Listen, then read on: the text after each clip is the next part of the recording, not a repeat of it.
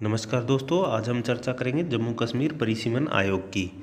इसके कुल 3 सदस्य थे, जिसमें एक मुख्य जो अध्यक्ष होते हैं वो थी जस्टिस रिटायर्ड जो रंजना प्रकाश देसाई हुए। दूसरे थे मुख्य चुनाव आयुक्त सुशील चंद्रा। तीसरे उप चुनाव आयुक्त जो चंद्रभूषण। इन्होंने अपनी रिपोर्ट फाइनली 5 मई को पेश कर दी गई है, जिसमें जम्मू कश्मीर की जो सीटों का बंटवारा है उसमें कुछ बदलाव किए गए हैं, उनके बारे में इन्होंने जानकारी दी। ये रिपोर्ट पूरे जम्मू कश्मीर में इन्होंने तैयार की है। जम्मू कश्मीर में सीटों का गणित कुछ इस प्रकार से था।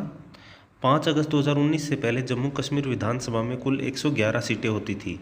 इनमें से 46 सीटें कश्मीर में और 27 जम्मू में, 4 लद्दाख में थी। पाकिस्तान के कब्जे वाले यानी POK में 24 सीटें रिजर्व रखी गई थी। अभी तक जम्मू कश्मीर विधानसभा में 87 सीटों पर चुनाव होते थे।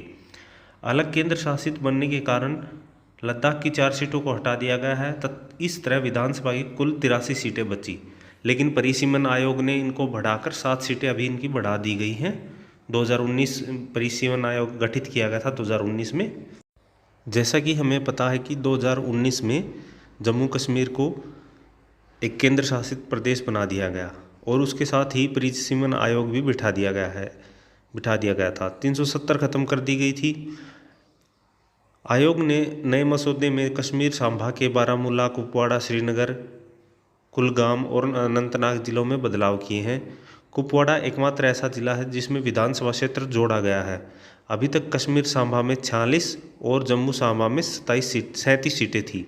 इसके अलावा पाकिस्तान अधिकृत कश्मीर POK में 24 सीटें हैं जो अभी भी खाली हैं। रिपोर्ट पर सहयोगी सदस्यों के रूप में 5 लोकसभा सांसदों डॉक्टर जितेंद्र सिंह, जुगल किशोर शर्मा, डॉक्टर फारूक अब्दुल्ला, हसनैन मैसूदी व अकबर अहमद लोन ने अपनी आपत्तियां व सुझाव 14 फरवरी को दर्ज करा दिए थे।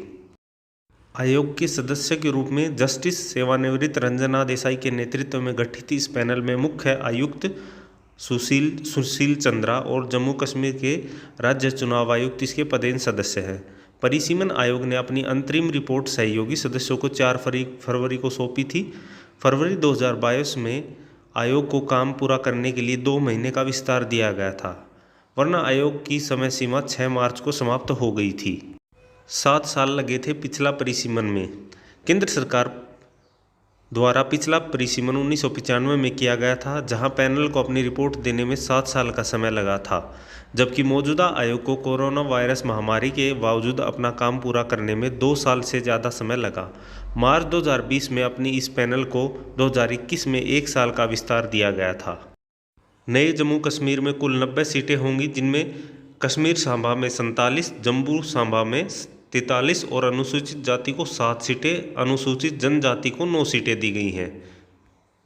लोकसभा और विधानसभा चुनाव के लिए निर्वाचन क्षेत्रों की सीमाओं में निर्धारण हेतु विधानसभा के अनुच्छेद 82 के तहत केंद्र सरकार द्वारा प्रत्येक जनगणना के पश्चात परिसीमन आयोग का गठन किया जाता है।